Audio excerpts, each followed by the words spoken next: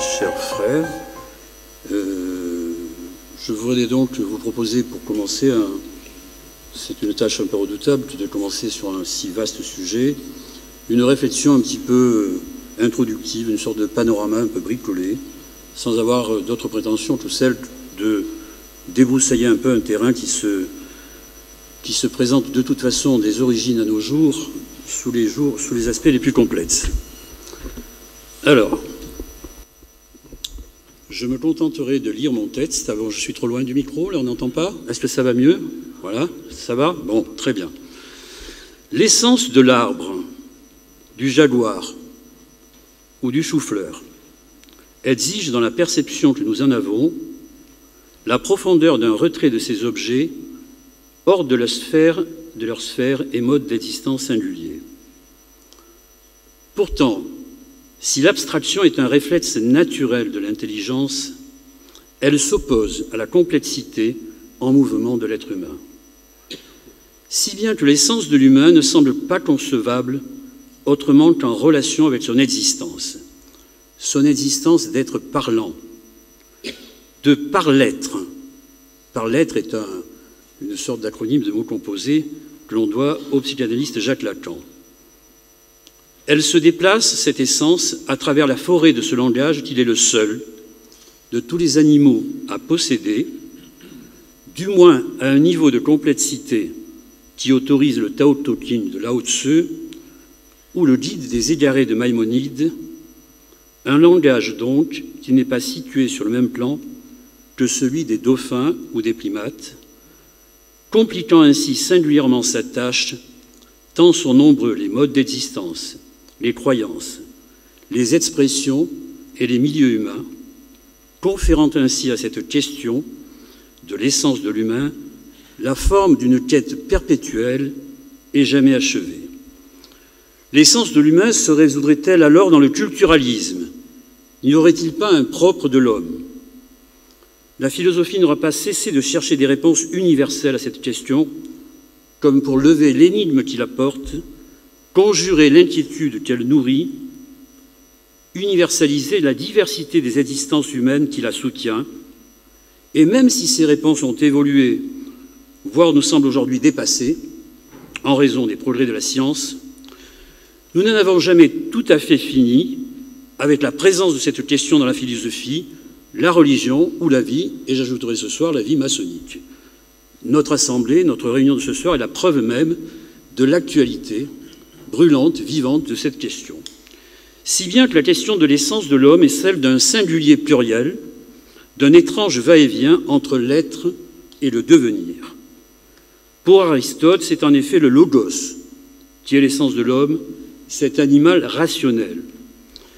Suffit-il pourtant, pour situer l'homme, de le placer simplement en tête de la lignée des mammifères supérieurs, en lui accordant cette primauté, parce qu'il se trouve doté d'un caractère, d'une différence spécifique qui le distingue de tous les autres membres de cette lignée, proche et lointain, ce critère étant la rationalité.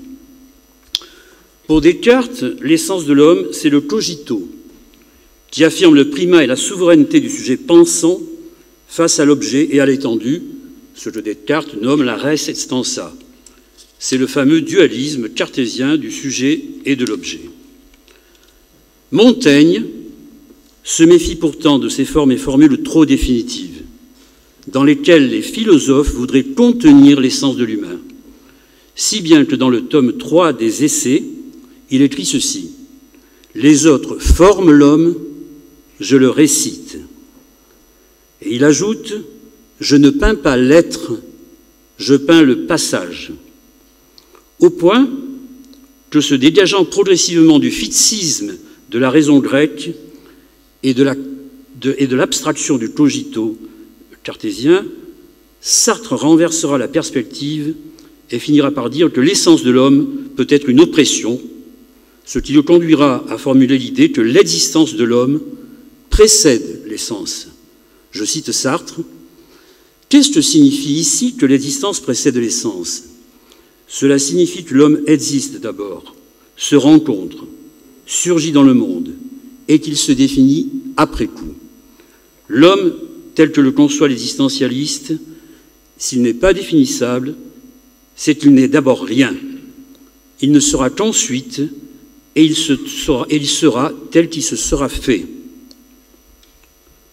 Un autre trait distinctif de cette essence problématique de l'humain, c'est qu'elle est le plus souvent définie des origines de cette question jusqu'à nos jours par un certain flottement, une certaine confusion, mais aussi par un certain rapport constant d'opposition aux autres êtres, l'animal d'un côté, le divin de l'autre.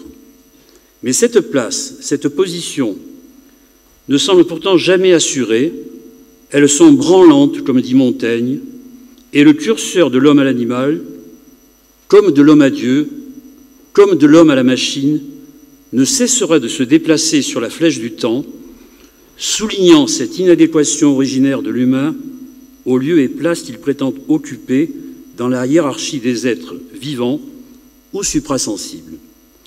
Comme si l'homme ne collait jamais pleinement à l'image qu'il se fait de lui-même, aux représentations qu'il se donne. L'essence de l'homme nous est ainsi toujours donnée par défaut ou par excès, accordée par la raison et confisquée par les dieux, et dans le voisinage toujours inquiétant du fini et de l'infini. Ce flottement, cette altérité ou cette étrangeté à lui-même, ils ont nourri entre autres la pensée du judaïsme, des commentaires de Rachi jusqu'à Emmanuel Lévinas, comme ils sont au centre de cette forme singulière de la connaissance qui conduit à l'égarement de celui qui connaît et qu'on nomme poésie. On connaît le fameux « je est un autre » rimbaldien, commencé du mythe de Prométhée jusqu'à la néothénie, cette science de l'inachèvement originaire de l'homme, qu'il faut de l'autre pour faire un homme, du grand autre des religions monothéistes, à cet autre qu'est l'éducation, jusqu'à l'autre de la technique sans laquelle nous ne pourrions vivre. Éternel malentendu. Le problème, c'est que, avec tous ces autres en nous, nous n'avons jamais entretenu que des relations conflictuelles.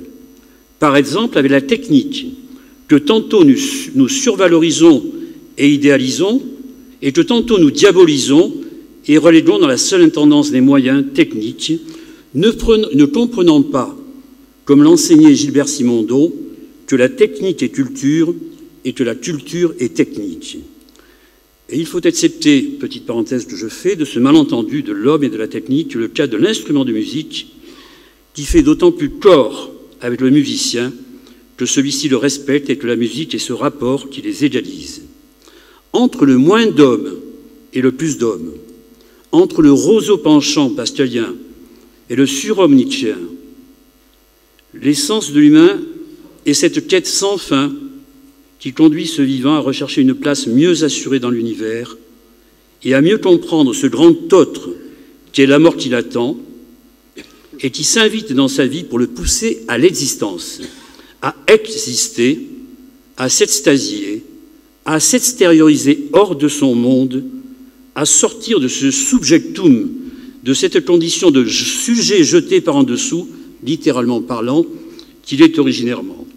Mais quelle est donc l'essence de l'homme? Ce drôle d'être parlant qui ne paraît pouvoir vivre que par excès ou par défaut. Comme dit Valère Novarina, poème que j'aimais beaucoup et que je lisais parfois tout seul dans le désert quand j'étais en poste dans le désert à Ouarzazate, d'où vient qu'on parle, que la viande s'exprime? Et cette question brutale, cette affirmation poétique et nue, curieusement, n'aura pas cessé de s'intensifier, alors même que les progrès de la raison, de la science, de la technique et de l'humanisme, et de la foi en la perfectibilité humaine, ne cessèrent de s'intensifier.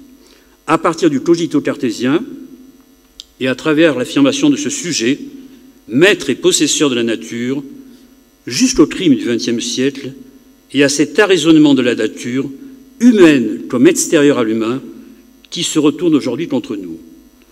Pourtant, c'est aussi dans cet héritage paradoxal, celui de Descartes et du dualisme, que s'avancent les grandes philosophies du XXe siècle jusqu'au structuralisme.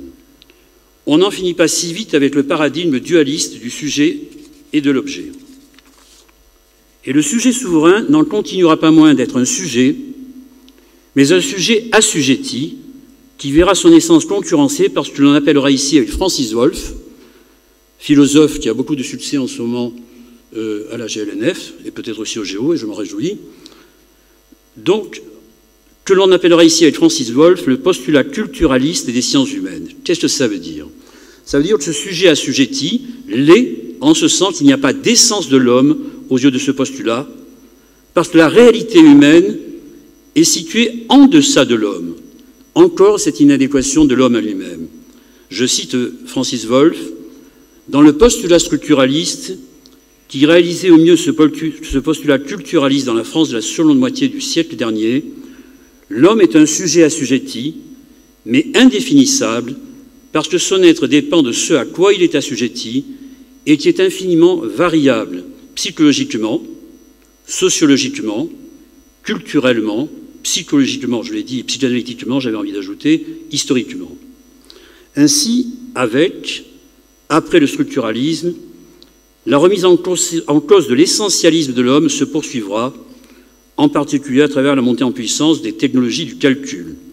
Je cite 2 ou 3 ou 4 philosophes que j'apprécie beaucoup, Bruno Latour, Peter Sloterdijk, Gilbert Simondon, déjà cité, et aussi Augustin Berg, qui considère, lui, qu'à l'ontologie, à la question de l'essence de l'humain, il aura toujours manqué un accord avec la géographie, mais je n'ai pas le temps de développer, c'est-à-dire une pensée de l'écoumène, une pensée de la relation de l'homme au milieu qu'il investit, qu'il habite, etc. Et en effet, avec ces avancées, la question de l'essence de l'humain ne disparaît pas, mais elle se déplace au croisement de l'être humain et de ses dispositifs d'autant plus puissants qu'une même technologie de calcul les réunit dans un milieu réseau mondial et que leur technicité semble reléguée en tâche de fond, comme naturalisée par un design de plus en plus sensoriel qui la rend invisible. Finalement, cet envahissement problématique pour l'essence de l'homme, des objets et des dispositifs techniques, nul, mieux que Michel Foucault, ne l'aura formulé à la fin de son opus magnum, Les mots et les choses, quand il déclare que le un qu'était l'homme s'efface, comme à la limite de la mer, un visage de sable. Comme le remarque Jean-Claude Milner, ce qu'il faut peut-être retenir de cette formule, c'est moins l'effacement du visage de l'homme que l'effacement de la limite et le surgissement de cette illimité qu'il nomme technique et qui vient en substitut de l'homme. Si bien qu'il faut se rendre à l'évidence de cette illimité qui se traduit aujourd'hui dans ce nouveau paradigme qui n'est plus celui de l'homme structural, mais de l'homme neuronal, pour parler avec Jean-Pierre Changeux évoqué tout à l'heure, ou si l'on veut, le paradigme computationnel. À mon avis, il faudrait peut-être plutôt parler de paradigme connexionniste, mais je laisserai Laurence de Villers peut-être faire le job à ce sujet. Nouveau paradigme qui tend aujourd'hui à imposer le dépassement des limites comme une seconde nature, comme un nouveau naturalisme. Si bien que, si la réalité de l'homme était située en deçà de lui-même avec le structuralisme, elle est située désormais au-delà de lui-même, dans le franchissement des frontières qui séparaient l'homme de l'animal, avec l'animalisme. Et il est vrai que nous vivons parfois le temps paradoxal d'un ensauvagement de l'homme et d'une anthropolisation de l'animal, mais aussi le franchissement des frontières qui séparaient l'homme de la machine avec le posthumanisme. Voilà. Tel est le nouveau paradigme de la réalité humaine. Ce nouveau paradigme signifie-t-il pourtant la fin de la spécificité humaine? Ce n'est pas certain. Car cette présence troublante, envahissante, des outils, de la technologie, de l'intelligence artificielle, des dispositifs, mais aussi d'un réseau de neurones devenus milieu et unique horizon d'attente, ces inquiétudes quant à la survie même de l'espèce humaine, consécutives à l'abus de son pouvoir sur les autres espèces, qui produit en retour l'effet boomerang de l'animalisme, dont a parlé Jacques tout à l'heure, devraient aussi nous réjouir, et pas seulement nous inquiéter. Car s'il y a un trait commun à tous les maçons, c'est bien la présence des outils dans ce lieu appelé une loge et que l'on associe souvent à un atelier. Certes, ces outils sont aussi et surtout des symboles. Mais justement, ils n'en témoignent pas moins de la présence, à l'arrière-plan de la maçonnerie spéculative, de la vieille maçonnerie opérative et du lien obscur, immémorial, secret, qui attache la techné et le logos, les outils et les symboles. Repenser les mots et les choses, les symboles et les outils dans l'héritage conflictuel de cette crise en quelque sorte originaire de l'essence, de l'essentialisme et du propre de l'homme, ce serait là donc non seulement une tâche noble, mais une tâche aussi désirable. S'il est vrai que le propre de l'homme, de la maçonnerie universelle, c'est de retourner inlassablement le passé dans l'espace hors-temps du temple et du rituel. Car le rituel n'a pas son sens dans la seule répétition de l'accompli, mais dans l'ouverture continue du temps vers ce progrès de chacun et de tous. Il en va en somme du rituel comme de l'automatisme. Un automatisme est bien, dans un premier sens, ce qui s'impose à nous et qui échappe à notre contrôle. Machine qui présente le risque de flatter en nous la routine et la force des stéréotypes, des automatismes culturels. Mais en un autre sens, un automatisme est un mécanisme qui se meut par lui-même sur un mode autonome et libère l'organisme de ses propres entraves. La question de l'autonomie est certes au cœur des machines de notre temps sur un mode qui peut raisonnablement inquiéter. Mais elle n'en continue pas moins d'être aussi dans le cœur des humains comme éternelle question qui l'agite entre réflexe et conscience réfléchie, entre autonomie et hétéronomie. Et cela, les promesses et les menaces de l'homme augmenté le lui rappellent, et c'est peut-être une bonne nouvelle. Et c'est sans doute aussi pourquoi les chercheurs s'intéressent beaucoup au reverse engineering, c'est-à-dire à l'étude des processus de fabrication, et plus encore au chemin inattendu ou aux sentiers qui bifurquent, qu'empruntent parfois les robots et les automates en général pour parvenir à une solution.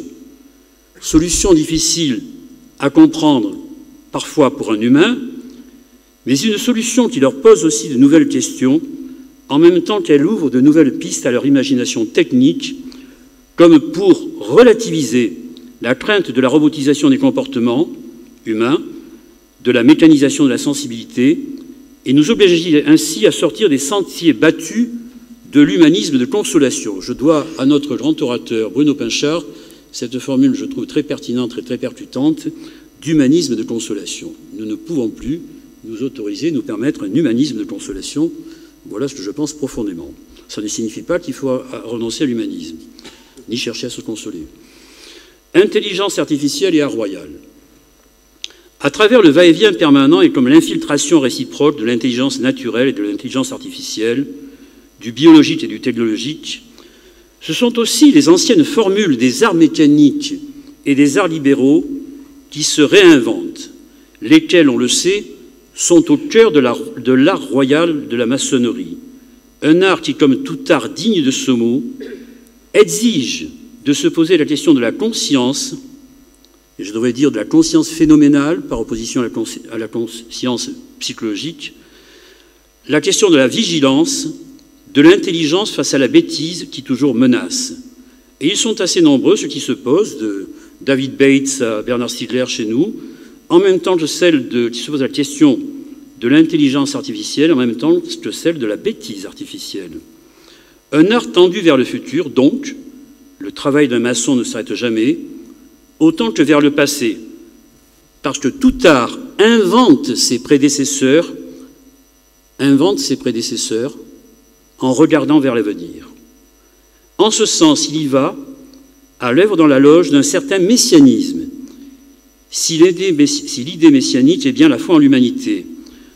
Un messianisme qui n'annonce aucun nouvel âge d'or, ni ne promettrait aucun paradis, autrement que sur un mode allégorique, et qui se tiendrait aussi loin de l'eschatologie, cette science des fins dernières de l'homme, que d'un certain solutionnisme hâtif, propre à l'évolutionnisme néo-darwinien, car dans l'une et l'autre de ces formules de la pensée c'est toujours d'un certain renoncement à la liberté qu'il s'agit. Et je n'oublie pas que les maçons sont d'abord des libres penseurs. D'un renoncement au présent, à cette ouverture ou cette heureuse dilatation du temps présent que l'on nomme Grégor, renoncement par suggestion au temps de la croissance exponentielle et des technologies, un temps de la hâte et de la précipitation donc, et ce temps de la hâte, c'est aussi le temps de la recherche des solutions parfois finales. On n'a qu'à se retourner vers le XXe siècle pour comprendre, après les années folles, en quoi la solution finale était une solution de précipitation du temps, en quelque sorte. Voilà. En même temps que dans ces deux formules de la pensée qui nous projettent de manière eschatologique vers un futur qui serait celui du post-humain, nous réduisons cette étonnante faculté de sapiens à durer sur la flèche d'une évolution, sur la flèche du temps d'une évolution qui pourrait être créatrice, et c'est heureux qu'elle soit créatrice, elle n'a jamais autant été qu'aujourd'hui, n'en est pas moins étonnamment conservatrice. Il faudrait sortir de l'opposition entre les bioconservateurs et les transhumanistes, voilà. Entre conservatoire et laboratoire, se tient l'être humain et peut-être son essence. Comme d'ailleurs les œuvres de l'art, ces objets que nous ne pourrons jamais totalement comprendre ou arraisonner, fragiles, différents, métaphysiques.